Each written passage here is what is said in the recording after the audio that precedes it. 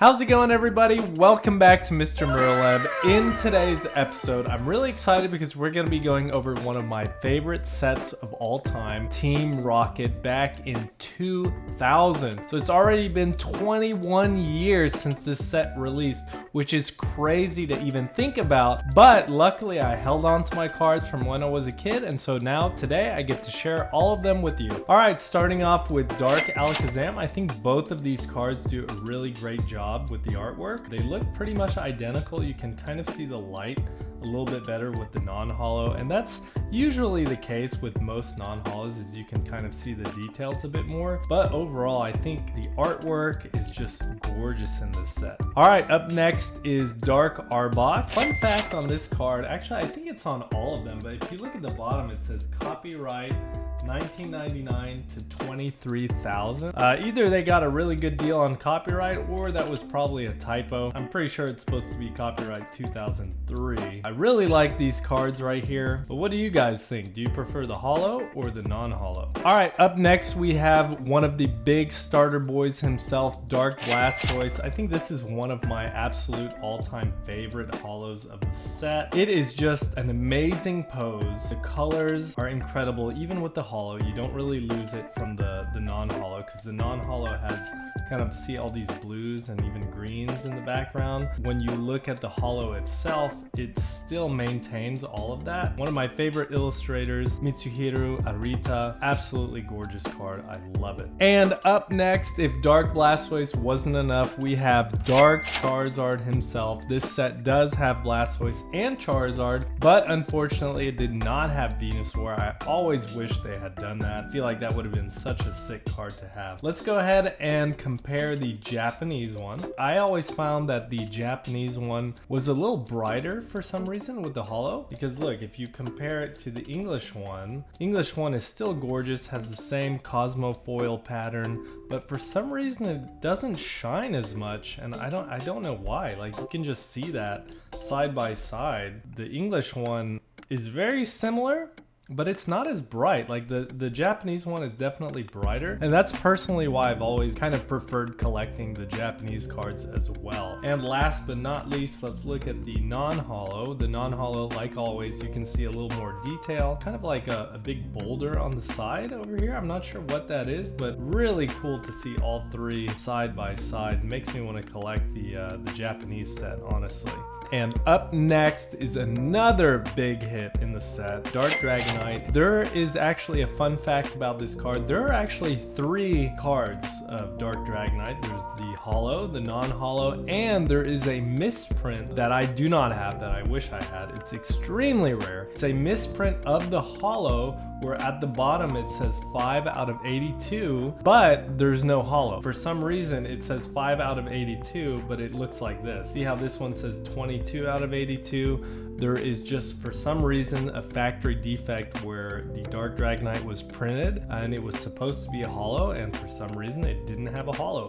But if we look at my holo, I am very happy because I have a nice big old swirl over there near his tail, because a lot of people want those nice swirls. So what do y'all think? Do you prefer the holo or the non-holo version of this card? I personally think the holo wins it by a long shot, just because it is absolutely stunning and gorgeous. Okay, up next we have Mr. Dark Dugtrio. This is actually one of my favorite cards in the set, believe it or not, because just look how much holo foil there is. The entire card is almost all holo foil, so this is one of those cards that's very difficult to grade. At the very top right there, I kind of have the start of a swirl, just the very tippy top right there, but I just think this card has so much going on. Like, he's busting into someone's room or something like that, like they're gonna steal a bunch of stuff from someone because it's a Dark Dugtrio. I just love how much holo foil there is in this card. Absolutely stunning. And up next is Dark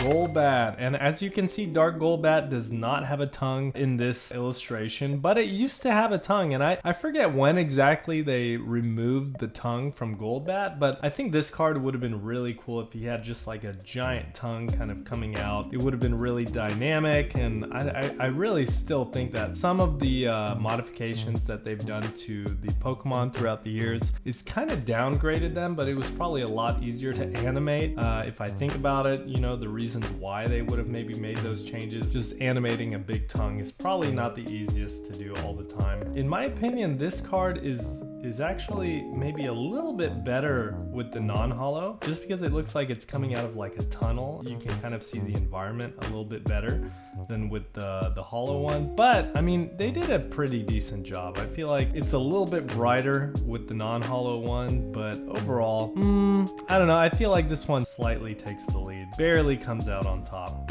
And another heavy hitter is the Dark Gyarados. So the cool thing about this one is I actually have 3 versions. I have one that says pre-release with the gold stamp right there. This was a promo card to kind of introduce the set. And then I also have the regular first edition holo and non-holo. I love the art style. It kind of looks like more traditional artwork. I just think it's absolutely gorgeous how it's kind of like a profile shot of Gyarados. In this instance, when I compare the non-holo and the holo, I'd say they are pretty much identical, and I think that just it's pretty much like all blue. Like this one's a little lighter obviously, but I think the card works so well in holo. It is stunning. Look at that. All right, up next we have Dark Hypno.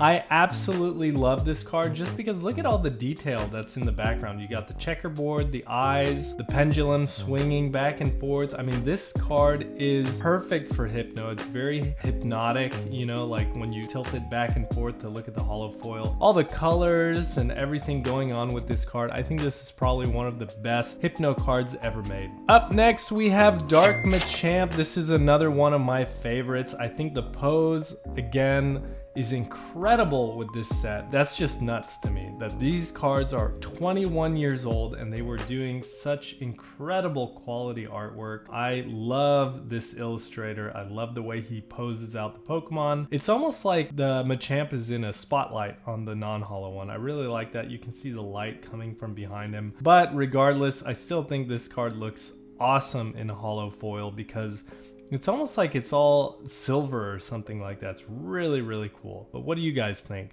Holo or non-holo? Okay, up next is another perfect example of the cards I love that are almost all holo foil. So if you look at the Dark Magneton, you can see I have an amazing swirl right there, which makes this card even better. You can see the shadow of Team Rocket, Grunt, or whoever owns this Pokemon. I mean, there's so much detail in this card that I think if you really analyze it, you see a bunch of little things that you could easily miss. Like look at the eyes on Magneton. He really looks angry, and I just think that's really funny. Like he has a lot of character even though he's in an animate object, you know, like he's just a bunch of magnets. Also, just look at the Team Rocket in the background and just how much holo foil there is on this card. I think flat out, I mean, the holo wins it. I mean, this is kind of cool with the swirls and all that, but I don't mind losing all that detail just to get this much holo foil pattern in a single card.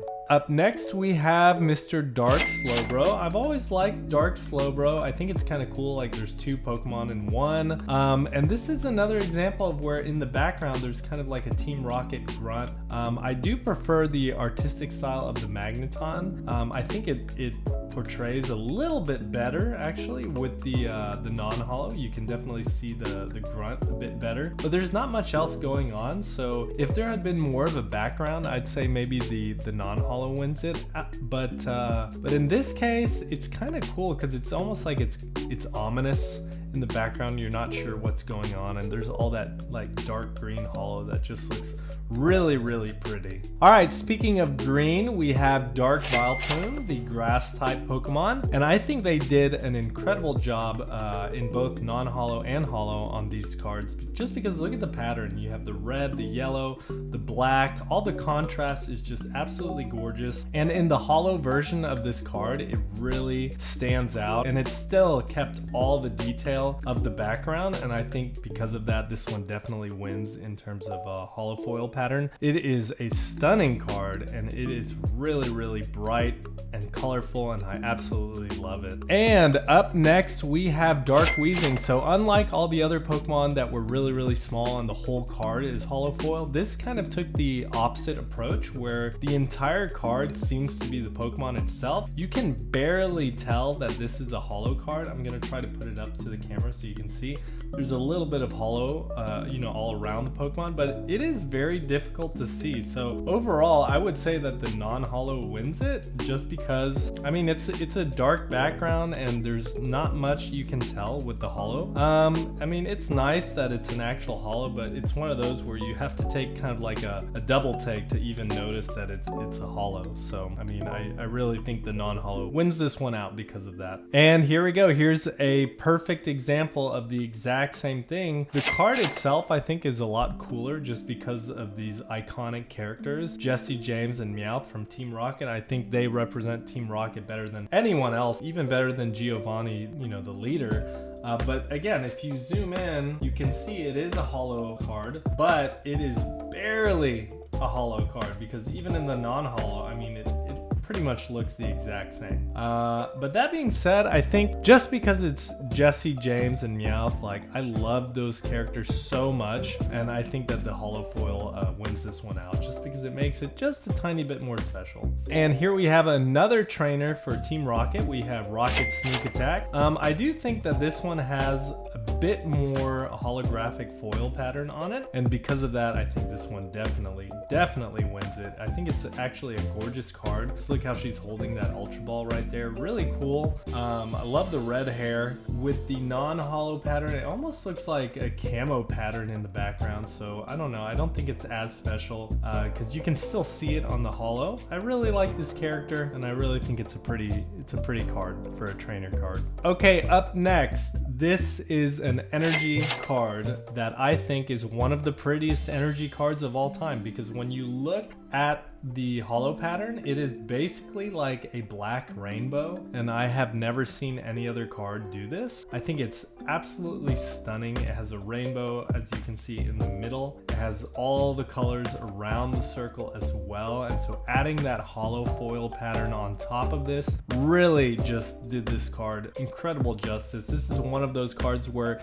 even though it's just an energy, I was really happy about pulling it back in the day. And what's interesting is in the non-holo, even though it's brighter and whatnot, it almost looks like it's a little blurry, like it's a little pixelated. So interestingly enough, the holo foil kind of masks that a bit, and it just makes it a more interesting and exciting card, in my opinion. And last but certainly not least is Dark Raichu. So super fun fact about this card, if you look at the bottom, it says 83 out of 82, meaning that this was actually the first secret rare introduced into a Pokemon set. And what do I mean by secret rare? Because, some of you might not know, but within a Pokemon set, usually there's a fixed amount of cards. So let's say with Team Rocket, there were 82 cards, but the Pokemon company, Nintendo, decided to introduce secret rare cards where they're outside of the set count, and they were a little harder to pull. So when you pulled it, you knew you got something really special. And not only that, but when you look at the actual design itself, it is